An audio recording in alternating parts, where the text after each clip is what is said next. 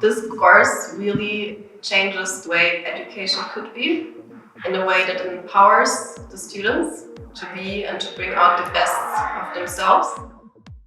IDBM Challenge Season 2 Behind the Scenes. How do you deal with nearly impossible challenges? How do you learn to work in teams?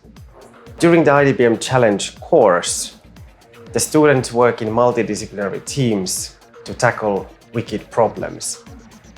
During these 3 weeks of mayhem, as one of our previous participants put it, we provide the students with a learning space that enables them to test their limits.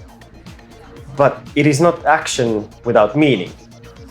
Based on our research, we have found that designing a course with a sense of direction or a goal helps the students orient their learning towards goals shared by the whole community. And the more ambitious the challenge is, the more immersive learning experiences we are witnessing. I guess my key takeaway was just to look at the whole idea of innovating in a completely new, different light. Because I was used to being in business school, where whenever you had a project coming up, you were very used to looking at it in a very sort of systematic, planned way. And here, since we had this short 3-week scope, you had to be a lot faster. And knowing that you had teammates from such different backgrounds, not only culturally but also disciplinary wise, it meant that we really had to sort of forget our own sort of ways of doing things and really found your togetherness and the whole thing, how you can do things together. So I thought that was really cool, just sort of like opening your mind a little bit more. Yeah. There's plenty of discourse of these pressing issues in academic research and governance, but how does one impart knowledge on ways to deal with this uncertainty? Or better yet, identify challenges that exist all around us in systems that we are a part of.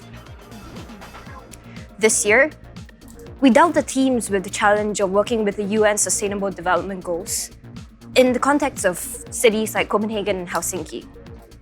Surely it's possible to read about poverty, inequality, sustainability, and it conjures imagery that we're also familiar with. But what does poverty look like in a first world city? This is why at Nordic Rebels we believe in getting students to learn by doing and feeling. We sent the students out on organization visits, field research, and we got them to go around the city as part of the curriculum, simply because it becomes impossible to turn a blind eye to these issues when you come face to face with them and acknowledge that you have the agency to make change even in the smallest of ways.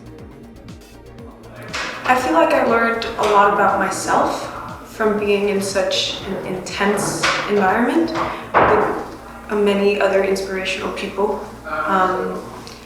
The way that they go about problems inspired me to revisit and rework my own approach to whatever problems I may face and projects I may work on. If I should describe Nordic Rebels with one word, I would use the word move. To move. Move from theory to practice, move through the different stages of design thinking, move from Denmark to Finland, and move out of your comfort zone. And in that sense, it's all about being moved. Here I talk about feelings, it's personal, it's student-centered to the bone. And in that sense, Nordic Rebels is so much bigger than 3 weeks of intensive innovation challenge. What we are building here is a movement. Working with others can cause some initial discomfort, especially when people come from different disciplines and backgrounds, like our students do in Challenge. So how do we turn this into a strength? What's beautiful about the journey we take the students through over the 3 weeks is how it fosters open-mindedness. By the time they're making their final pitches, the students have experienced and embraced transdisciplinarity in a way that we hope they carry forward with them for the rest of their careers. So I really liked this course because I think it included a lot of activities that were really fun, like the cooking slam and non-traditional activities that like you don't typically find in like a university course. So I think that was really cool, and we had really awesome guest speakers, like people that I aspire to be like, and I think that was really inspirational. Having done the course last year and then filming it this year, I can definitely say that it is a journey of really intense ambiguity, but in a very supportive environment.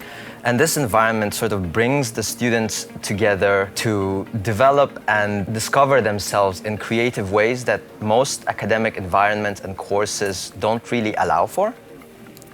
And both the facilitators and the students form a strong sense of community because we know that we're surrounded by the right people whom we can trust, learn from, and grow with.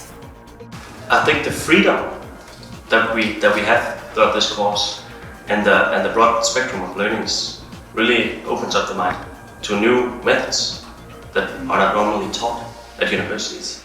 They were really different, so I'm never going to forget this course.